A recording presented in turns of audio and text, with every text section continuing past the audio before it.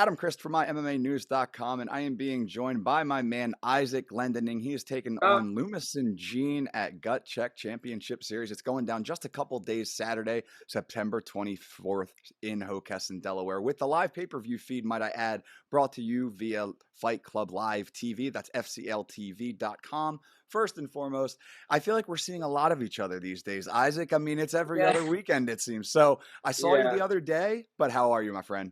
Good. I'm just very busy running a pretty active little fight team, and for the last couple years, and you know, going back and forth to Thailand with my fighters, and I got Luke competing, Ryan competing, Maddie earlier this year, Steve earlier this year or last year. Now is it? I forget. The years are blending. Within the last year, and things have been going great. And then there's all my awesome teammates at Romney Elite, so it's just been kind of like nonstop, Yeah, nonstop.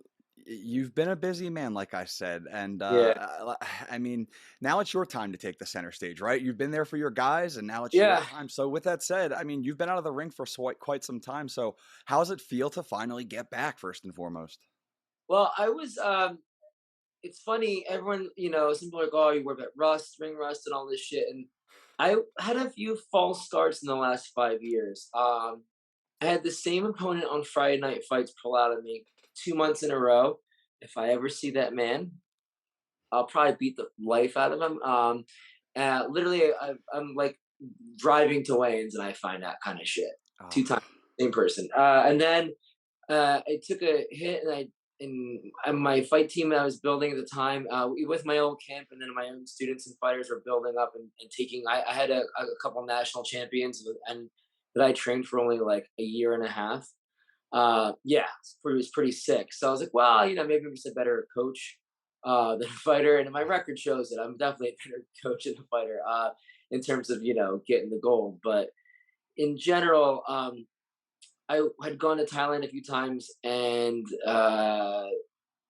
2 or 3 times I got offered a fight, and 2 times it was literally the day after my flight left, and I couldn't. The job I had at the time, I still had a little bit day job for a couple of years. Now this is my full time gig for almost 7 years total now. I had to fly home, and then the last time I was supposed to fight in Bangkok, uh, full rules pro, and then COVID hit while I was in Thailand, and my opponent had a fly home in emergency. Had to get an emergency flight home, and then I had the 2 year hiatus, and now here we are, kind of a year out of that. So, I've been active. I never stopped training. I never stopped aiming to compete. And I've had some really amazing, training partners. I hate the name drop, but but I was training at Billy Algio's camp for a while. So this, Limison's game, his stance, his MMA style, it's nothing new to me. I know people are thinking this is going to be like a stylistic war. It's like it is for sure, but I'm there to teach Muay Thai. now, What I do. is this going to be? I was going to say, is the rule set? Is it Muay Thai or is it Glory Rules? So they're saying glory rules. I think there's a small miscommunication there. I'm hoping it gets changed over to Muay Thai. I don't Mhm. understand these MMA guys. They want to come over to kickboxing, but they don't want to do Muay Thai because they're afraid of the clinch and the elbows. But when they turn pro MMA, what are you guys scared of? Just saying. If you don't mind saying so yourself, Yeah, I don't understand what you're scared of. So, talk to me about, like you said, it wasn't necessarily the decision to get back, but it was borderline the forced mandate of being off. So, how frustrating is that, man? Like, you want to get in there, you want to compete, you're putting in the work, but just constantly, just the shortcomings happening. Not on your end, obviously, but it's just just like getting ready, Yeah, bam, you meet a wall. Getting ready, bam, meet a wall. Getting ready, bam, meet a wall. And now finally, there's some light at the end of the tunnel. yeah. So talk to me about that, like pushing the It's like persistence. life has felt like, for lack of a better analogy, waiting for the drums to kick in the air tonight. You know what I'm saying? You got Mike Tyson, ba bam, ba bam, right? Like it's just I can feel this shit, man. I felt it like the last 2 years, and it's like, man, okay, building up. And in the interim, it's been like I've been raising all these other champions up, and I'm talking. I think I've my fight team that I raised in the last year or so has gone on. It started as before Luke's career started taking off a bit. Because we've taken some very hard fights for him to give him good experience. Yeah. We were on like a 90% win streak at the first like 11 fights or some shit. Like I did the math one day and I was like, oh my God. So must be doing something right for a little gym that started during the pandemic in a garage, Mm. you know? Like we're doing great. So I've been really proud of our accomplishments as a team and what we've done with Luke and what we've done with, Steve and Maddie and we had Jeff for a while, Jack, we have Durandra Prasad, who was who's been training with us on and off for a few years, and finally made the leap over. He's an eight limbs guy, no disrespect. We're just closer, I think, and we give him a lot of attention. So, and we're friends. It just makes sense. So him now, we just have a squad, and everyone that does it wants to do it, Yeah. and that makes me happy. And they help each other out, and it's awesome. It's really awesome. It So really in seems free like time, in the interim, we've built something really beautiful, and I'm really proud. it seems like a tight knit community that you've built there, and I Yeah. mean, everybody seems to have the equal love and respect for each other. So I mean, I see what you're putting in, and it's definitely showing out, man. So all respect in that regards. Thank you. But I mean, with Luke, it's like one of those things. I tell him every day. He's taking hard fights, and I tell him, he just fought Chris Tapia, a guy with like, man, it was Luke's 10th fight in like 12, 13 months. From here to Thailand, the kids fought. yeah, and look at Tapia's And experience too, just on paper. I Tapia's mean, experience is huge. that's a tough Tapia fight. is, I mean, he's damn near a pro. Right. He should go pro Yeah. soon if he hasn't, and that's just a testament to like my training, right? But it's also a testament to like it's a testament to Luke's hard work and effort and love. And I don't think that love would still be there or nurtured if we didn't link up. The situation he was in when him and I first started training was abusive. It wasn't. It was neglectful. And neglect is a form of abuse, and abuse is just fucking abuse. And I saw this kid, and I was like, man, you have a lot of potential. You just need to be like kind of nurtured a little bit. And look what we have. The kid's a diamond. He's super Luke. He's not. He's a different person. You know. And he's just a good dude. Not on, I mean, on top of just like him as a fighter, he's talented, he's skilled, he's awesome to watch, he's entertaining. So that package is there. But on top of that, Yeah. he's just a good dude. Like talking to Luke anytime is just a good conversation, and he means good in his heart. So Yeah, yeah, for sure. It's one of those things where anyone would take advantage. He was being taken advantage for a while, and um, and I can see where that would happen. And it's always like I'm like, do this, I'll give you this. He's like, you don't have to. I'm like, I still want to do it for you anyway. mm. All my guys are like that. Everyone gets taken care of. And speaking of you guys' tight knit community, I just want to ask you, because it is your showtime now, how difficult has it been for you to focus on preparing your guys, running your business with Jai Singh Muay Thai, and then getting ready to get ready for a fight, training with Romney Elite, getting those? I mean, Man. your pile's full right now. How do I say stop tearing up like a little bitch? I love Rami. He's done for me what most coaches never had the gumption to do. Or um, man, it's rough to talk about. The guy, I always tell people about Rami, who you see on TV is who he is in real life. And don't ever, and I've heard people talk some shit about them and like, I'll kill you. That's my coach. Like, that's my dude. He's had me for less than a year. And he turned me into a different fighter. You guys have met and seen Isaac Glendening before. You've not met Isaac Elite. He calls me by my real name. It's awesome. It scares me sometimes because my mom and my uncle are yelling at me. But um, but yeah, he took me and he's made me something different.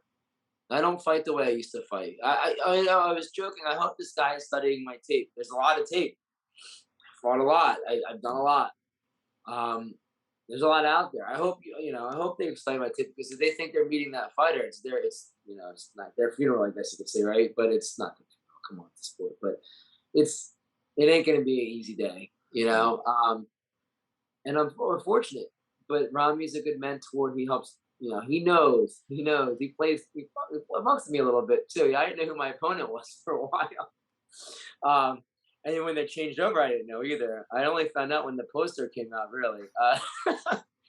But because he doesn't care about me game planning, not until it's close. He doesn't care. He cares about making me a complete fighter, Mhm. and that's something I've never had before. Um, you know, I'm 43 years old. It's not an excuse, but it's de facto. I'm running a business, like you said. It's my only job. Muay Thai is all I do. I don't have a side hustle. I don't have a day job, um, and I love it. And you have to love it. And you know, but it's definitely been challenging. I Right. had missed training sessions to go take care of Luke last week because I want to do right by Luke. It was his time. Now it's my time. Right. You know, my experience is a lot. I've trained with some of the best and at the best gyms in Thailand. I pretty much have lived at Kyopon Tip. It's my home. It's like my second home. Like they're my family. So, you know, I know that I can pull back from myself to give to my fighters.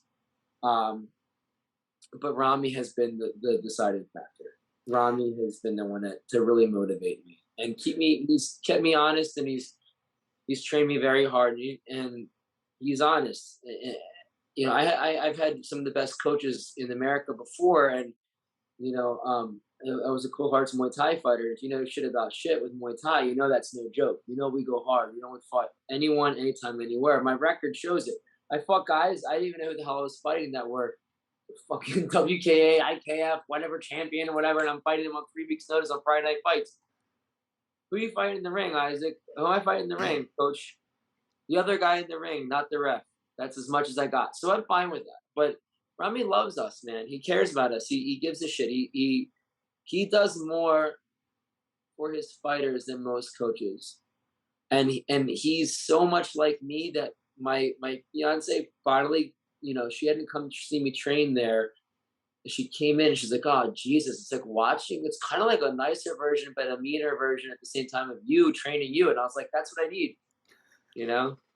Now, I know it's going to be tough to verbalize because I want to talk about the two various aspects of your fighting career because before this new and improved Isaac Glendening and what Rami has done for you, can you tell fans what they can expect? Now, I know you want Lumison to be looking at your old tape, but opposed to the old tape to what fans can expect now, No, what's the you know, difference? Lewison's not a dumb guy. He's a smart guy. I mean, I looked at him briefly. I don't really look up my opponents too much. I don't really do that. I let my coach tell me what to do. Hmm. If my coach says this is the game plan, I'm a soldier. I follow directions. I don't do that shit. I know this is the you know thanks to MMA and the Ultimate Fighter and all this shit. We study our opponents and the tape and all this shit. And it's like that's cute. Like I'm an old school Muay Thai fighter, man. Like I'm old. Like I started this shit when no one knew who Chuck Liddell was. You Right. know? Yeah. My old coach says I was old. He says he was old school before you were in school. I'm starting to feel a little bit that way now too, because dude, I mean, I literally looked at one of my fighters and I was like, "How old are you?" I said, "So when you were 4, I was training Muay Thai." You Now, know? before you started training Muay Thai, I want to talk about a different life that you lived that kind of got you into the life that you're living now. And you were in a signed metal band, if I'm not mistaken. Am I No, right? it's not industrial, Yeah. industrial synth pop band. Yeah. Okay, industrial said, but you were signed. You were a touring artist. You were in a Bro, band, and I you was were signed doing to your the thing. biggest record label in the world for that shit. I made money off spooky bullshit. So tell me, dude, just that transition of living that comfortable life, you touring, you playing music, having fun, and then deciding to and then No, hold on, deciding, but I'm then not right. there's that age old saying, today we chose violence. There was Yeah, that point that you chose violence. Tell me about that transition. I was.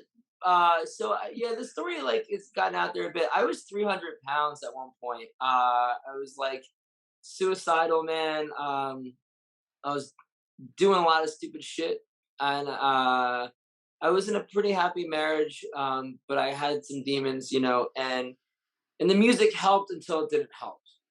Mm. And music started to feel like it feels like bloodletting, which is a cleansing ritual, right? But and then the bloodletting became bled dry, And then it just didn't feel therapeutic or healthy anymore. And I was doing a lot of dumb shit, and I had this little baby on the way, you know, and I couldn't play with my infant without getting out of breath. My back was hurt. My everything, I was hurt. I was in a couple car accidents. I wasn't always that fucking fat, um, and it messed my back up. I was told I would never walk right again at one point. I was told I would never um, lift 15 pounds over my head was gonna be my limit at most, and I would never be able to do anything more than a brisk walk. Yeah. And I had this little baby, and I'm holding this little baby, and I'm looking at myself, and I'm like, what the fuck? Because I had done Tang Sudo. In fact, my business partner and I have been friends since I was 4.5, 5 years old. And he was like my second Tang Sudo master.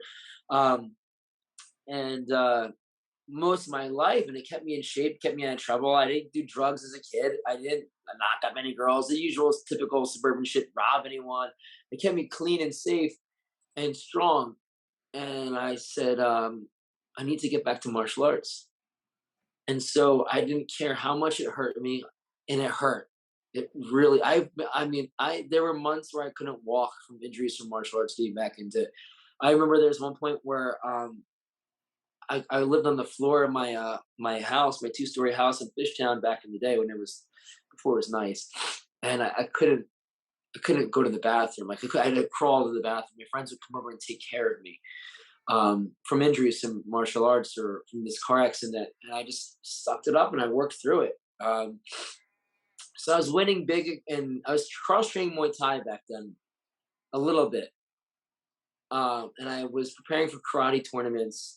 I earned my black belt again. I had been away from it for a few years, um, and I'm at this tournament and I won pretty big, but I was still a big dude. I was still like 285, 300. And I'm looking at the trophies. I'm holding this big karate trophy. It's just awesome, you know. And listen, I respect Taekwondo, Tang Sudo a lot for the sport that it is. You know, I mean, it's my root. So hey, Lumison, all this spinning shit, I've done it and seen it before. I still do it maybe, but nah, I'm excited for him, man. I think he's gonna be a great fight. I think he's a fucking warrior. But anyway, so there I was like, and I'm looking at these trophies, and a week prior, this little 135er ripped me with a hook in the ring at this kickboxing gym I was training at of an Upper Darby Kickboxing Club. It was a actually the coach was one of Rami's fighters, Gabriel Doherty. May he rest in peace. He just passed away recently. Um, and I'm like, dude, this little 135-pound kid, I have a second-degree black belt. He smoked me with a hook. And I'm looking at these trophies and I'm like, this isn't it. Mm. Muay Thai makes me happy. Muay Thai got me out of the house. And so I asked this guy, Gabe Doherty, I said, where can I do this more? Because we only did it one day a week. I said, where can I do this more? I just smoked this tournament. I don't feel like I challenged myself. He said, there's this guy named Rajal Balsamico. He just moved here. He's legit Thai champion. You know, he's the real deal. He said, my coach, he was talking about Rami at the time, 16 and a half years ago. Um, he's like, he's too far away from you. And I was like, okay. So I went and watched a smoker at Cool Hearts Muay Thai smoker when he was at Daddy's fight camps back in the day. And I was like, these are the students? He's like, oh yeah, this is like kind of a scrimmage. And I was like, and these are the students and this is what they're doing? Yeah. And they're like, yeah. And I like the next day, my business partner now, Dennis went with me, gave me his blessing to go and pursue, which is amazing. It's awesome. What coach is gonna be like, yes, leave my sport, go do this, right? And he took me to my first 2 lessons. That's how close he and I are. And he very much encouraged me. Um, and the rest is history. I lost 130 pounds in less than 2 years, and I was competing. I was, I was competing, and my TK, my first guy on the first, my on the third, right on the third bell. My second fight, I KO'd the guy. I hit him so hard in the liver, in the leg, and he couldn't get up. Oh, and the clinch, I clinched the shit out of him. I kneed the fuck out of him, and then I hooked him. And then my third fight, I think I TKO'd that kid or kid, I forget. And then I had a bunch of smokers, and then I fought national level, medal silver. Um, yeah, and the rest is history. I mean, and next thing you know, my weight didn't really go up. My weight only went up once since then. When I got COVID, and that's it. I shot up to 210. So when I started this camp, when I intended to fight, when I went to Romney, I was about less than a year ago. It was right after the first Freedom. I called him. I actually called him in tears. I was like, "Dude, I need a coach like you." And he was like, "I got you. You're gonna be happy here. I promise you." And I started improvising them. And next thing you know, I'm part of the team. Um, it's awesome. And but I I'm I just weighed myself. I'm 3 pounds off weight right now. Yes. You So know, no like hard cut.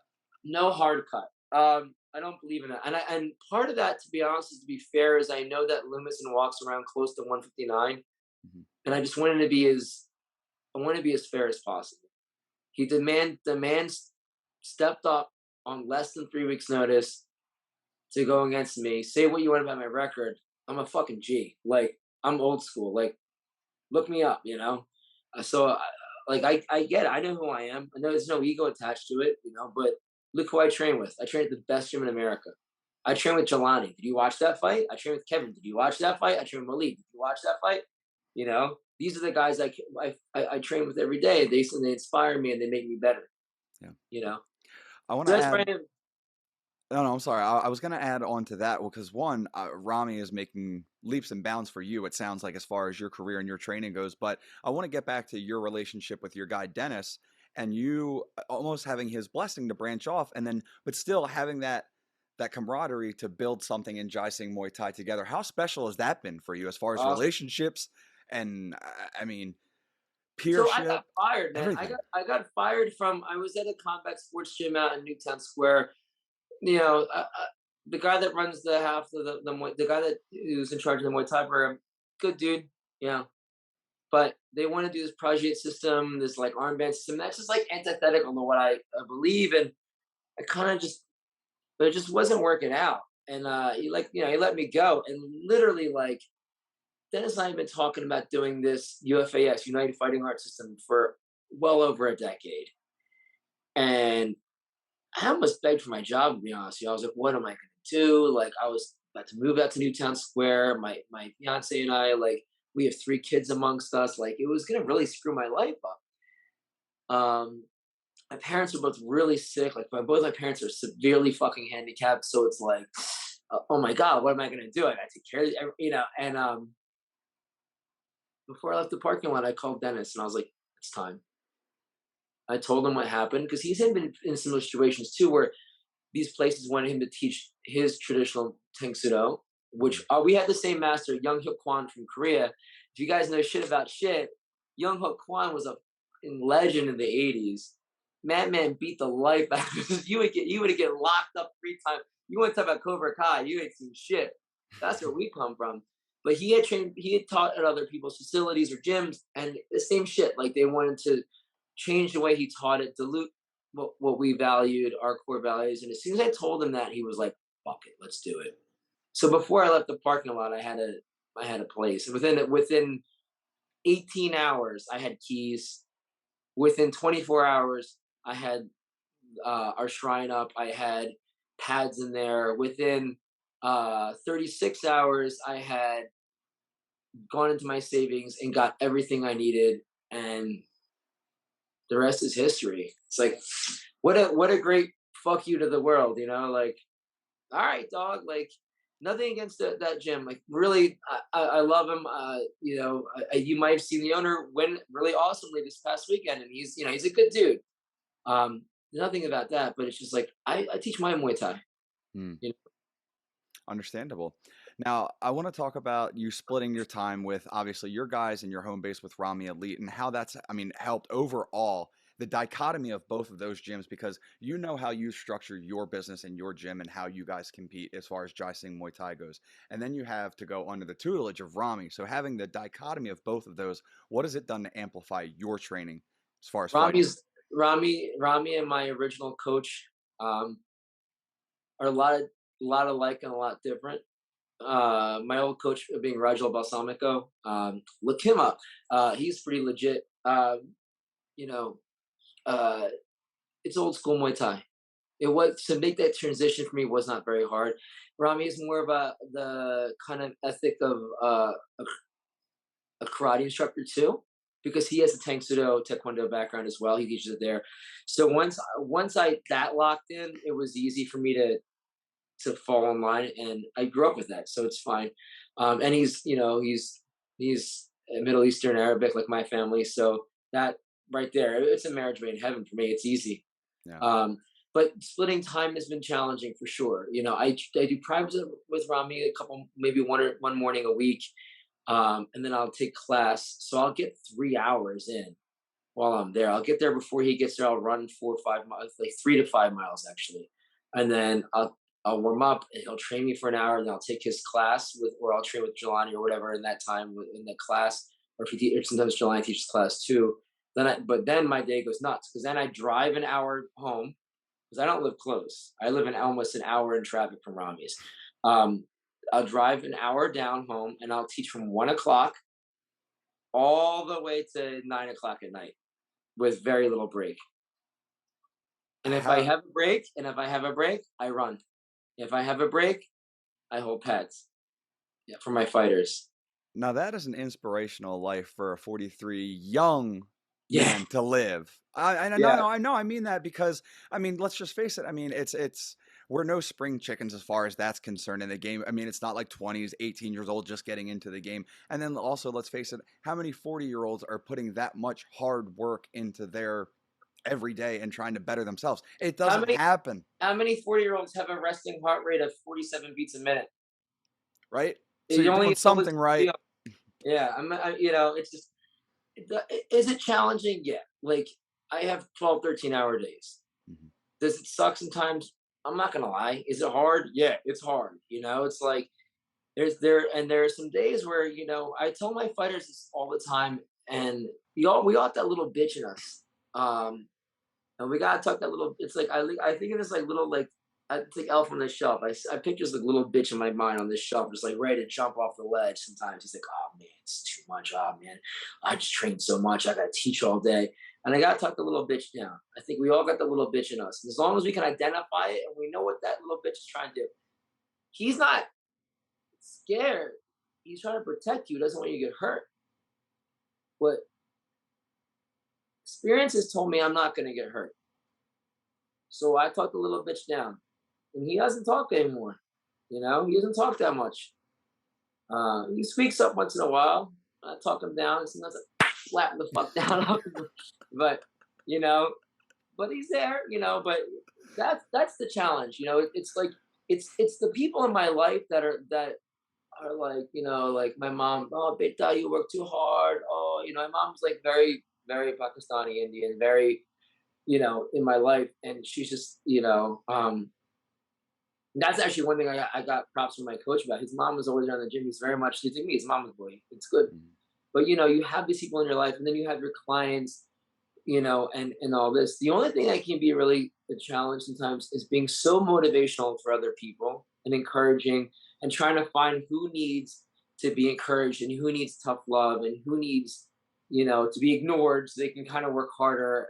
That I love it, but it can be draining. That to me is the challenge in my life is and then finding inside the inspiration and finding inside um, the drive, or you know when you're surrounded by people who are struggling, and you're trying to lift them up kind of to where you are. Sometimes their shit rubs off on you. I'm not gonna lie. And then you hear the excuses, and when you hear excuses so much in your life, it becomes like a regular part of the vocabulary of your day. How many times you hear people say in the society, "Oh, self-care, self-care." Fuck you.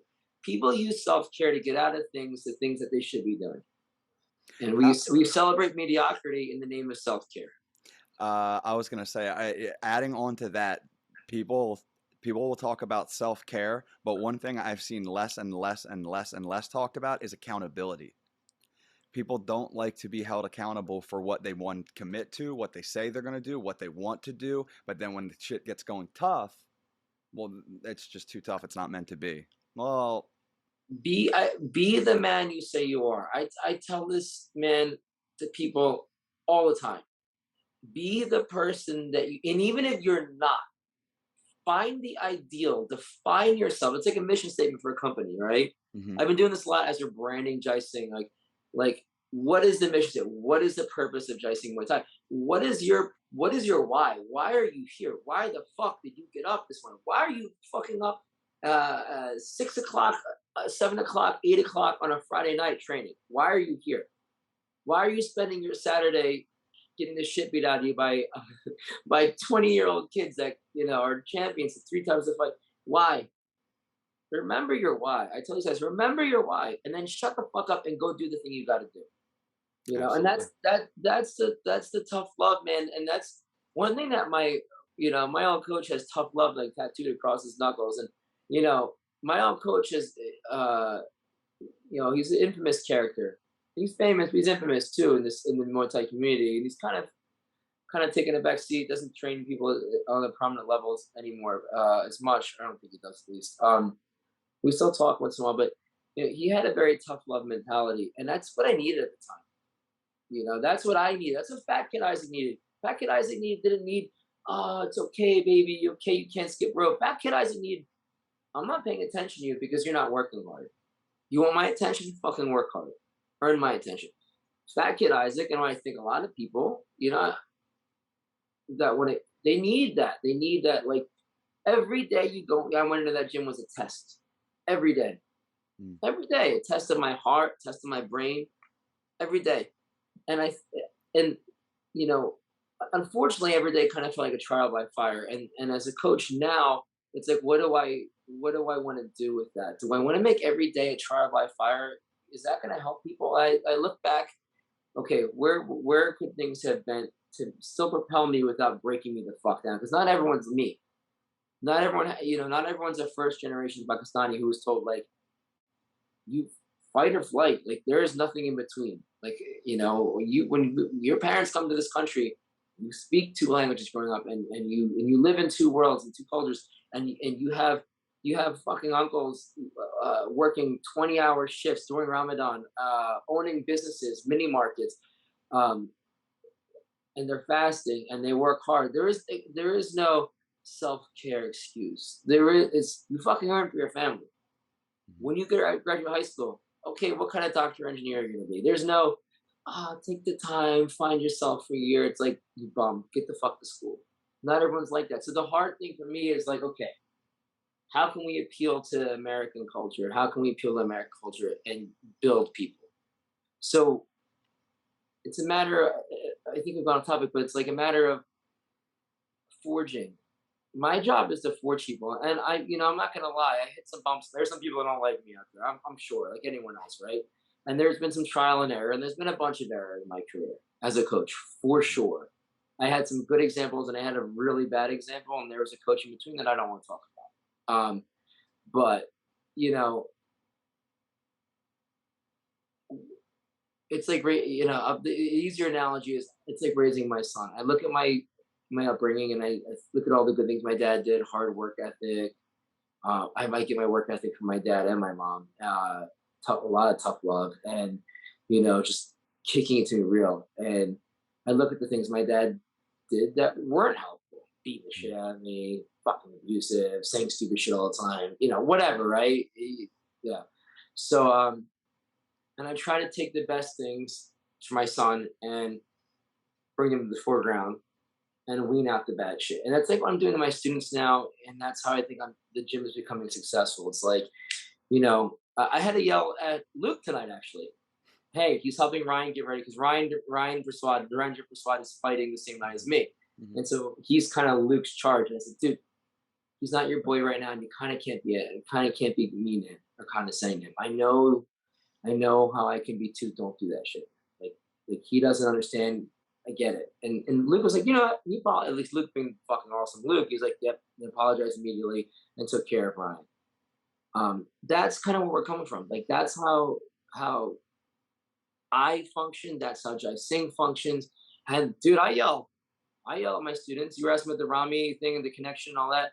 one of Rami's guys, old students, moved to my neighborhood, walked in, watched the class, saw the warm ups, saw how I taught class, saw the combinations, and they were not exactly Rami's style, but they were similar enough. And heard I had me blasting Punjabi fucking hip hop music, and would looked at me and went, and his wife, the guy's wife, is tied. And he goes, same but different. Sign me up. Didn't even take class, just signed up right then and there. You know. So you ask how is Rami? I'm not Rami Jr. I'm not going to be Rami. I'm Isaac, and I'm Isaac, and I'm trying to be do my own thing. But we're very similar, and I'm taking all the good shit that I'm learning from Rami, and I'm absorbing it, and I'm passing it along. You know. Yeah. Now, a couple more questions before I let you Mhm. go. When you mentioned earlier, and I want to take a little page out of your playbook. You were talking about you asking your fighters what their why is. Why do they want to do it? What are they doing it for? So, why are you getting in the ring again in your 40s? What is it going to mean to you to get in Because I there and want get it to. done? I'm just saying, what is it going to mean Ah, to you after all this time to get in there? All the shit is settled, all this time that you've been out of the ring. What's it going to mean to you in your heart to Isaac?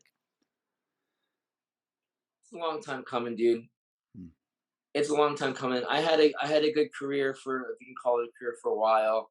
I fought at fucking 4 different weight classes. I fought a lot of people I shouldn't have fought.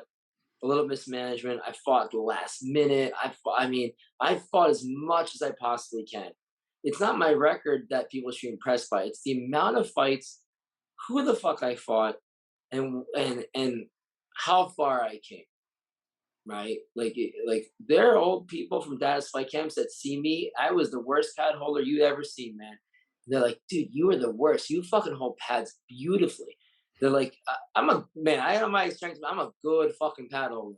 I'll tell you what. That's I go to Thailand and let me hold pads with people. Okay, that's what I'm saying. But you know, Point taken. yeah, but it's like, why am I doing this, man? Because I want to. Mhm. Because it's been a long time coming. Yeah. Because you know, there's a really deeply personal reason, and I think like a lot of people know about it. And I'll tell you right now because I like you and I have a good protection you. My uncle raised me, and he recently passed away, and he was in Sorry to hear that. hospice. I'm Yeah, he sorry. was in hospice. Yeah, right around the time Rami's dad actually passed away, right around the same time. So we definitely bonded over that shit. But my uncle raised me, and the rest of our family doesn't speak Urdu. His children don't speak Urdu as well as I do. So he had a hospice at home, and I was there every day, pulling blood clots out of his face and just holding his hand and him hearing him in delirium say crazy shit in order to and not telling my family and just trying to give him the Disney version of shit. And it was rough. And there's one day that he had I went to visit him. I was going to Thailand and he wanted me to go because it took me a lot of effort to go to Thailand and his health took a turn for the worse quickly. And he was like, go, go, go, go, cello, cello, cello, cello, go, go, go. I want you to go. And um, uh, he had these visitors come in and he introduces me. He's kind of delirious and he goes, this is my son. He calls me his son. Um, and he goes, this is my son, the fighter. I said, no, uncle, that's not me. I'm just a coach. I'm just a coach. I'm just a coach. Come on, I'm too old. He goes, you're always a fighter. You're still a fighter. I don't care. You fight. So I fight. What does a win on Saturday mean to you? Sorry, I'm getting a little emotional. It don't mean shit. No? No, because in Muay Thai, listen, I train to win. I'm fighting to win. I'm gonna win. That's not the problem. But the win, that would be icing on the cake. Me living and doing the thing I'm supposed to be doing, that my family believes in me, my father believes in me, that that's the most important part. There have been parts in this camp where I'm running and crying my fucking eyes out. 100%. And the anger and the frustration and the happiness and the joy, it is mixed. And when I go on the mat, it all goes away and I'm 100% focused for it. I don't fight emotionally. I don't train emotionally. I'm an emotional person. Obviously, this whole interview, I probably teared up like a little bitch like 3 times. But I'm also a very honest fucking person. And I'm telling you honestly, when I win, it'll be the icing on the cake. But I still get to have cake, dude. You know, and I get to fight a great guy. Like I Yeah. saw this guy. I know how much he loves his sport, his craft. I fucking respect him. We'll be friends afterwards, I'm sure, but not in the ring. But how much it means a lot. It means the world that I'm just getting in there. And that's my why. Like two people know this actually. Now the world knows this, right? But you know, yeah, my fiance knew it. I don't think my cousin, my brother's father, it was his father.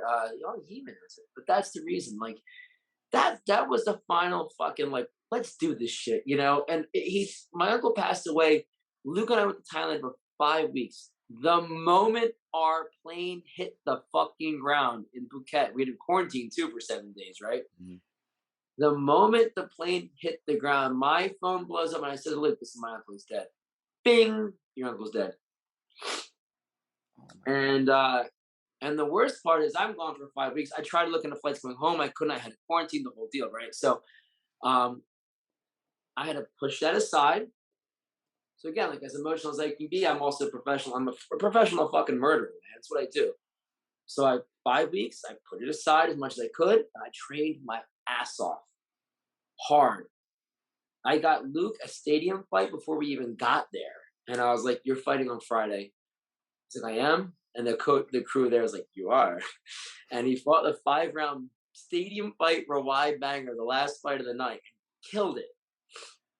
And it's great, you know. Mhm. And then that gave me inspiration. Like I tell Luke, I'm like, bro, you inspire me. My fighters inspire me. I have a client right now who had 2 fucking knee surgeries.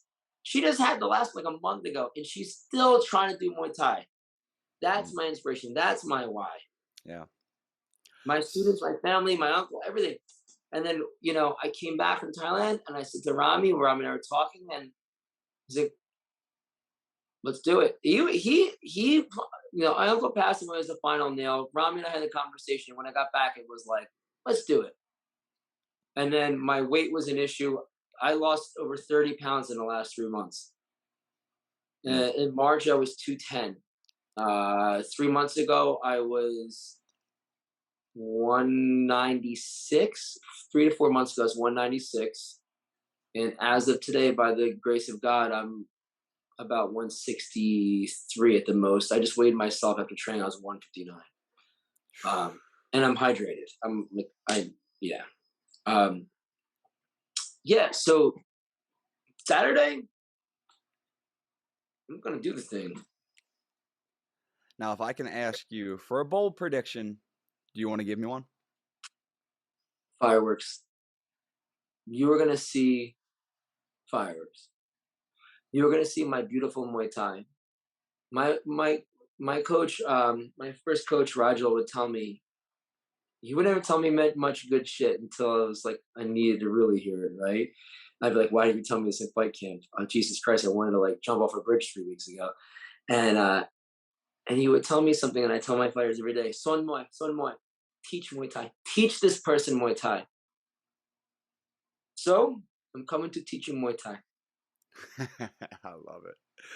All right, brother. I want to leave the final stanza for you to let people know where to follow you on social media as far as Jai Singh Muay Thai, any follow, potential clients that want to come in, as well Yeah, as thank you. all of your sponsors, any coaches. The floor is yours, brothers. Get your message out. Shout out to Romney Elite. Shout out to all my boys up in Northeast, man. That's actually my original hood. That's where I'm from. So it's great to be up there. All my Rami teammates, man, they're just amazing people. These guys, young guys, and some of them are older. Like they're awesome. And my coach, Rami Ibrahim, the son of Palestine, is an amazing person. Shout out to my boy Mike Riquet at Heavy Hitters, and my boy Derek at Burning Spirits. Like they're like across the street from each other, and we're all friends. That's how Muay Thai is. Like these are my family. Like Resilient has had our back. Resilient Fightwear has had our back since day one. Since we were in the garage, we support them. They support us beautifully. Yeah, hey, look at that, right? Nice shirt, nice shirt. Eric's the man. I'm the man. The woman. And Jaising Muay Thai at Jaisingh Muay Thai. If you know how to spell that, get your head checked. And we're we're just Instagram right now. We're just that's where the kids are. That's what they're on the streets right now, cutting onions, doing your taxes, and that shit. But yeah, that's where we're at. That's what we do, man. All we do is Muay Thai. We don't do MMA. We don't do MMA striking. It's a pure Muay Thai gym, and that in itself is a thing of beauty. Um, yeah. Well, Isaac, man, I look forward to the fight. I appreciate you taking the time tonight. And as you know, man, I love getting in there and announcing a couple fights or two. So I'm going to be right there in your face, barking off your I particulars. appreciate it. And I cannot wait to see you on fight night, my man. Thank you. Appreciate you guys. You're gonna meet Ishaq Elite. It's not Isaac Glendening this time. All right. Well, there he goes. He's taking on Lumison Jean. It's going down Saturday, September 24th in Hockessin, Delaware. Tickets are still available, but they are slim pickings. So if you cannot get your tickets, try to get them now. But if you can't, make sure to buy the pay-per-view at fcltv.com.